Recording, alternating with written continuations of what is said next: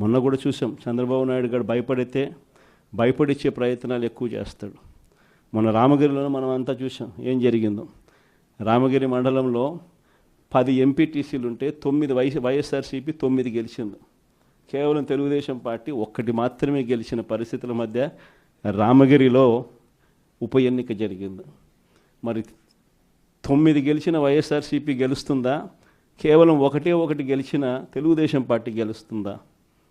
ఎవరికైనా అర్థమవుతుంది 9 గెలిచిన వైఎస్ఆర్సీపీనే ఆ ఉప ఎన్నికల్లో గెలుస్తుంది అని. కానీ ఆ ఎన్నికల్లో ఆ రిజల్ట్ను తారుమారు చేసేందుకు ఏకంగా పోలీస్ ప్రొటెక్షన్తో ఎంపీటీసీలు ప్రయాణం చేయాల్సి వచ్చింది. మా ప్రాణాలకు ముప్పు ఉంది, మాకు భద్రత కల్పించని కోర్టుకు పోతే కోర్టు పోలీసు భద్రతతో వారిని ఎలక్షన్ హాల్లోకి తీసుకొని పోమని చెప్తే ఈ పోలీసులు ఎంత అన్యాయంగా తయారయ్యారంటే, పోలీసులే ఈ ఎంపీటీసీలను బెదిరించే కార్యక్రమాలు సాక్షాత్తు పోలీసులే చేపట్టారు. రామగిరికి సంబంధించిన అదే మండలానికి సంబంధించిన ఎస్ఐ వీళ్ళ వెహికల్లో ఎక్కుతాడు. ఎక్కి ఈ ప్రతి ఎంపీటీసీలతోనూ వీడియో కాల్తో ఆ పక్క ఎమ్మెల్యేతోనూ ఎమ్మెల్యే కొడుకుతోనూ మాట్లాడిస్తారు. వాళ్ళు భయపడిస్తారు. మీ ఇంట్లో మీ అమ్మ మీ నాయన ఇంటికి రావాలంటే ఖచ్చితంగా ఎంపీటీసీ ఎలక్షన్లలో వాళ్లకు అనుకూలంగా ఓటేస్తేనే జరుగుతుందని బెదిరిస్తారు.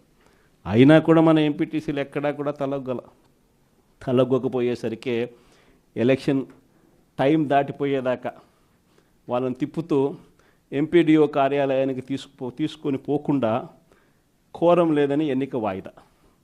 తర్వాత వాళ్ళందరినీ పెనుగొండకు తీసుకుపోయారు. అక్కడికి తీసుకొని పోయి అక్కడ వాళ్ళందరినీ బైండ్ ఓవర్ చేసే కార్యక్రమం వీళ్ళు చేస్తారు. ఏమయ్యా ఈ అన్యాయం అని చెప్పి మన పార్టీ జిల్లా అధ్యక్షురాలు ఉషమ్మ గట్టిది స్టీల్ లేడీ అని చెప్పాలి, ఆవిడతో పాటు కంటెస్ట్ చేసిన ఎమ్మెల్యే ఇద్దరు పోయి మా ఎంపీటీసీలు మీరు ఎలా నిర్బంధిస్తారని చెప్పి పెనుగొండలో ఆయన ధర్నా చేసినందుకు వీళ్ళ మీద కేసులు. వీళ్ళు మా పార్టీకి సంబంధించిన మా ఎంపీటీసీలకు తోడుగా నిలబడేదానికి వీళ్ళు పోతే వీళ్ళ మీద కేసులు పెట్టి అరాచకం సృష్టించే కార్యక్రమం ఇద్దరితో ఆగల. మళ్ళీ రామగిరిలో మళ్ళీ ఎన్నిక జరపాల్సి వస్తుంది కాబట్టి భయానక వాతావరణం క్రియేట్ చేయడం కోసం అని చెప్పి లింగమయ్య అని చెప్పి మన పార్టీకి సంబంధించిన ఒక కురుబ నాయకుడు, ఒక బీసీ నాయకుడు ఏకంగా యాక్టివ్గా ఉన్నాడు అని ఆ మనిషిని కొట్టి చంపారు. నిజంగా ఆశ్చర్యం అనిపించింది, బాధ అనిపించింది. ఎందుకు ఈ రాజకీయాలు ఈ స్థాయికి దిగజారుస్తున్నారు అని చెప్పి. అరే మంచి చెయ్యి, సూపర్ 6 హామీ ఇచ్చినాం, సూపర్ 7 హామీ ఇచ్చినాం, పిల్లలకు చేయాల్సిన ఫీజు రియంబర్స్మెంట్ బకాయిలు పెండింగ్లో పెట్టు, ఆరోగ్యశ్రీ బకాయిలు పెండింగ్లో పెట్టు, రైతులకు అన్యాయం చేస్తా ఉన్నాం.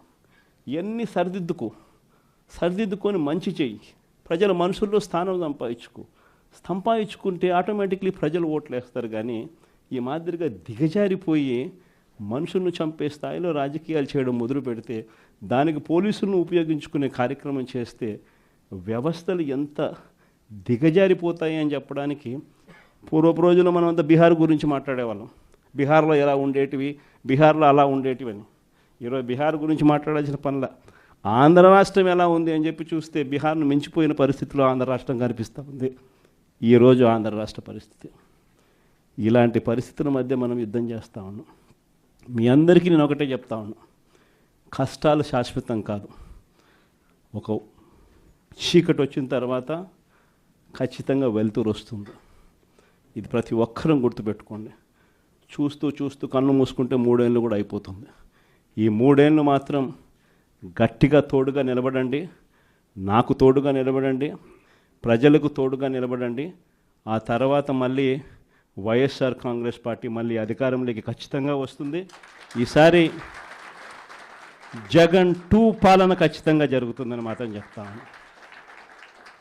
ఈసారి జగన్ 2 పాలనలో మాత్రం ప్రతి కార్యకర్తకు మీ జగన్ తోడుగా ఉంటాడని ఖచ్చితంగా చెప్తాను.